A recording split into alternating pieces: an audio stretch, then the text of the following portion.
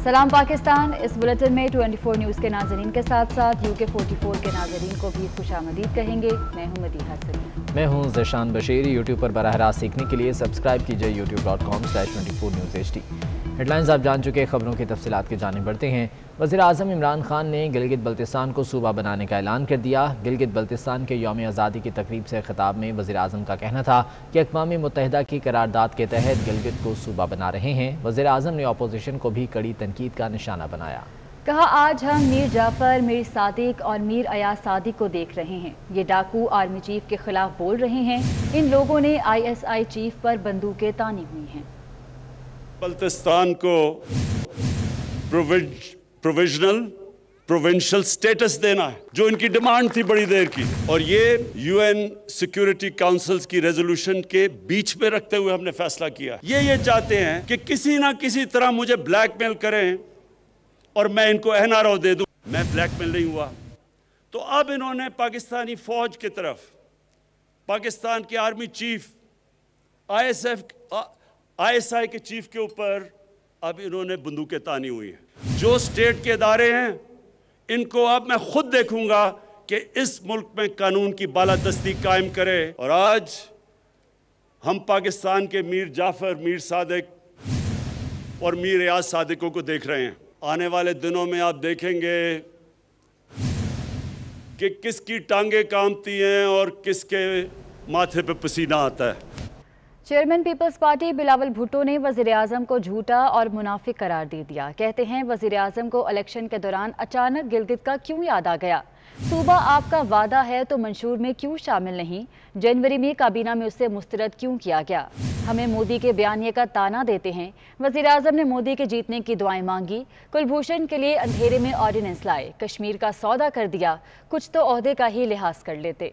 मुनाफिक की तमाम निशानियां वज़ीर आज़म में हैं। रियासत ने अवाम को लावारिस छोड़ा है। हम गिलगित बल्तिस्तान के अवाम को इस तरीके से लावारिस कभी नहीं छोड़ सकते। पूरा पाकिस्तान आपको नजर आएगा कि वो एक तरफ है और अकेला हमारा कठपुतली वजीर आजम दूसरी तरफ है। अचानक उनको याद आया कि हमें गिलगित बल्तिस्तान को सूबा बनाना है। गिलगित बल्तिस्तान, आज वजीर आजम ने कहा, एक तो उस वजीर आजम साहब से पूछा जाए कि अगर ये आपका वादा है तो आपका मंशूर में क्यों नहीं है? NRO के रैकेट्स इमरान ने तोड़ चुका है। पापा जॉन्स वाला को NRO किसने दिया? चीनी चोरी, आटा चोरी, उन सब के लिए NRO। सिलाई मशीन से अमेरिका में, सिलाई मशीन में अमेरिका में इमारतें खड़े करने के लिए उनके लिए भी NRO। वो वजीर आजम जिसने कश्मीर पे सौदा कर लिया है, जिस वजीर आजम ने खुद दुआ किया कि मोदी जी इलेक्शन जीत जाए, हम कश्मीर का मसला हल करेंगे, वो आज कह रहा है कि बयानिया ऑपोजिशन का मोदी का मिलता जुलता है। वो शख्स जो कुलभूषण यादव के लिए, भारतीय जासूस के लिए, जो आपकी सरजमीन पे पकड़ा गया, रातों रात के अंधेरों में पार्लियामान से छुपा के, सेनेट से छुपा के, पाकिस्तान के अवाम से छुपा के कुलभूषण के लिए ऑर्डिनेंस निकालता है। कुलभूषण यादव को NRO दिलवाने की कोशिश करता है। कुलभूषण यादव का वकील करवाने के लिए इस्लामाबाद हाई कोर्ट पहुंचता है। वो हमें इस पे इल्जाम लगाते हैं। इस्लाम हमें सिखाते हैं कि चार निशानी है मुनाफिकों की। ये चार निशानी हमारे वजीर आजम में है, सिलेक्टेड में है, मुनाफिक वजीर आजम है। चेयरमैन पीपल्स पार्टी बिलावल भुट्टो जरदारी ने गजर में चटोरखंड और दाइन को मिलाने वाले तवील तरीन रस्सियों से बंधे पुल का दौरा किया। बिलावल भुट्टो को दरिया गजर पर बने 5000 की आबादी को मिलाने वाले दाइन पुल की खस्ता हालत से आगाह किया गया। चेयरमैन पीपल्स पार्टी बिलावल भुट्टो ने गजर में चटोरखंड और दाइन को मिलाने वाले तवील तरीन रस्सियों से बंधे पुल का दौरा किया। दरिया गजर पर बने 5000 की आबादी को मिलाने वाले दाइन पुल की खस्ता हालत से बिलावल भुट्टो को आगाह किया गया। वज़ीर-ए-आज़म आज़ाद कश्मीर राजा फारूक हैदर ने गिलगित बल्तिस्तान को सूबा बनाने के ऐलान पर तनकीद की है। राजा फारूक हैदर कहते हैं, अफसोस है गिलगित को सूबा बनाने के लिए इलेक्शन का मौका इस्तेमाल किया गया। वज़ीर-ए-आज़म पाकिस्तान को इस चीज़ से मुबर्रा होना चाहिए था। وہ جموں کشمیر لبریشن فرنٹ کے زیر اہتمام کل جماعتی کانفرنس میں خطاب کر رہے تھے۔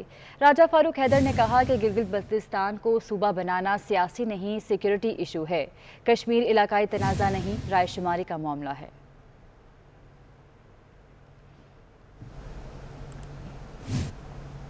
نون لیگ کی نائب صدر مریم نواز کہتی ہیں کہ پاکستان میں کوئی مقدس کائے نہیں، کوئی آسمان سے نہیں اترا، سب کو جواب دینا پڑے گا۔ غلامی وہ ہوتی ہے جب کراچی میں آجی کو اغوا کر لیا جاتا ہے، بیٹیوں کے کمروں کے دروازے توڑے جاتے ہیں، ووٹ کو عزت ملتی ہے تو دشمن خود چل کر گھر آتا ہے، بچوں کو نوکریاں ملتی ہیں اور مہنگائی کم ہوتی ہے۔ نواز شریف کا بیانیہ آئین سے ہٹ کر ہو تو ہمارا ساتھ چھوڑ دینا، بدترین انتقامی کارروائیوں کا نشانہ بنایا گیا، لیکن پاپا جونز کو NRO مل گیا۔ وہ لاہور میں شیر جوان تقریب سے خطاب کر رہی تھیں۔ ہوتی ہے جب کراچی میں سندھ کے IG کو اغوا کر لیا جاتا ہے اور اس کو گھنٹوں حبس بے جا میں رکھا جاتا ہے، اور غلامی یہ ہوتی ہے، یہ میری جو بچیاں یہاں بیٹھی ہیں یہ سمجھیں گی اس بات کو، کہ میں صبح 6:30 بجے اپنے کمرے میں سوئی ہوں اور میرا دروازہ توڑ کے یہ کمرے کے اندر آ گئے۔ آپ کی وہ دن رات خدمت کرتے ہیں، کیا پولیس والے انسان نہیں ہوتے؟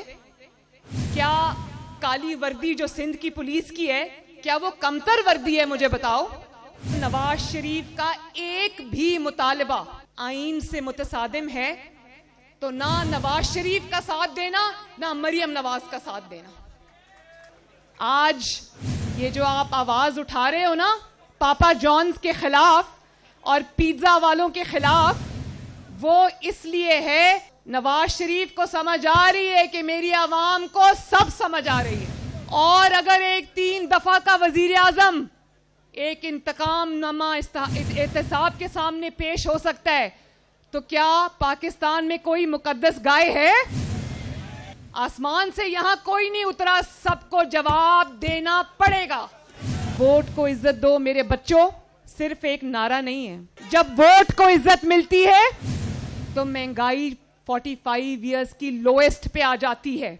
پاکستان کا دشمن خود چل کے آپ کی سرزمین پر آتا ہے، آپ کے وزیر اعظم کے گھر آتا ہے۔ ISPR کی پریس کانفرنس ہوتی ہے اور وہ ایاز صادق کی بات کرتے ہیں، وہ اس کا جواب دیتے ہیں، تو کیا ہم پوچھنے میں حق بجانب نہیں کہ جو ایک بہت ہی بینائن سا بیان تھا؟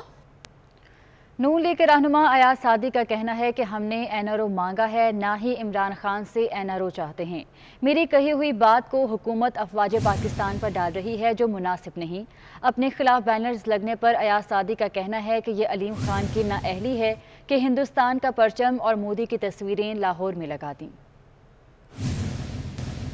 بات کرتا ہے نہ ہم NRO چاہتے ہیں، نہ ہمیں NRO چاہیے، مگر یہ اپنے اوپر سے بات ہٹا کے افواج پاکستان پہ جو ڈال رہے ہیں، یہ پاکستان کی خدمت نہیں کر رہے، اور لوگ اتنے بے وقوف نہیں ہیں جو ان کے بارے میں نے کہا وہ افواج پاکستان پہ ڈال رہے ہیں۔ علیم خان صاحب کی نااہلی ہے کہ ہندوستان کا پرچم اور مودی کی تصویریں انہوں نے لاہور شہر میں لگا دی، یہ ان کی بے وقوفی ہے، اور ان کی یہ کہاں سے عبد الوطنی نظر آتی ہے کہ ہندوستان کا پرچم پاکستان میں لگا دیا۔ اور نون لیگ کے سیکریٹری جنرل احسن اقبال نے حکومت پر کڑی تنقید کی۔ احسن اقبال کہتے ہیں کہ وزیر اعظم صاحب معیشت ٹھیک کریں، آج غریب بھوک سے مر رہا ہے۔ وزیر اعظم ان کو ڈاکو کہہ رہے ہیں جنہوں نے اس ملک میں امن قائم کیا۔ بولے غریب کو وہ ڈاکو پسند ہیں جن کے دور میں غریب کو 2 وقت کی روٹی ملتی تھی۔ سال کی حکومت سے 22 کروڑ عوام کی پہلے ہی ٹانگیں کانپ رہی ہیں اور ماتھے پہ گھر گھر پسینہ آ چکا ہے۔ جو مہنگائی کا عذاب آپ نے لوگوں پہ توڑا ہے، اس سے ہر شخص کی ٹانگیں کانپ رہی ہیں اور ماتھے پہ پسینہ آیا ہے۔ ان غریبوں کے ماتھوں سے پسینہ خشک کریں جو مہنگائی کا بوجھ برداشت نہیں کر سکتے۔ آپ انہیں ڈاکو کہہ رہے ہیں جنہوں نے اس ملک سے دہشت گردی کا خاتمہ کر کے آج آپ کو ملک میں جلسے کرنے کے قابل بنایا۔ امیر جماعت اسلامی سراج الحق کا کہنا ہے کہ اب اسلام آباد کی طرف مارچ کا وقت آ گیا ہے۔ جب جماعت اسلامی دھرنا دے گی تو مطالبات کی منظوری تک واپس نہیں آئے گی۔ کل تک وزیر اعظم قوم کو ریاست مدینہ کے خواب دکھا رہے تھے، آج کہتے ہیں کہ چین جیسا نظام لانا چاہتے ہیں۔ वज़ीर-ए-आज़म चीन, अमरीका या जहां जाना चाहते हैं चले जाएं। सुनामी अब बदनामी बन चुका है। वोट बाजोड़ में जलसे से खिताब कर रहे थे। इन्होंने अपनी आयाशी पर खर्च किया। आज वो सीट के नुमाइंदे मेरे पास आते हैं कि इस इमरान खान साहब को हमने $करोड़ दिए हैं। अब जब पूछे कि कोई हिसाब किताब तो दे तो टेलीफोन अदा नहीं करते, टेलीफोन भी अटेंड नहीं करते। मैं उन ओवरसीज पाकिस्तानियों के हुकूक के लिए लड़ने के लिए मैदान में निकला हूँ कि आर्मी चीफ ने कहा कि वापस जाऊं तो मैं वापस आया। हम फिर वापस नहीं आएंगे, अपने मुतालिबात की मंजूरी तक उधर रहेंगे इंशाअल्लाह ताला। हम डरने वाले नहीं हैं, हम बिकने वाले नहीं हैं। आपकी हुकूक के लिए हमने सर हथेली पर रखकर अपने लिए खुद ही मैदान का इंतखाब किया है। हमारी खारिजा पॉलिसी इस वक्त नाकाम है। वज़ीर इत्तला सिंध सैयद नासिर हुसैन शाह ने गंदम की किल्लत और महंगाई का जिम्मेदार वफाकी हुकूमत को ठहरा दिया। कहते हैं कि पीपल्स पार्टी ने हमेशा रोजगार दिया, अब भी वफाक में हुकूमत आई तो तरजीह रोजगार होगी।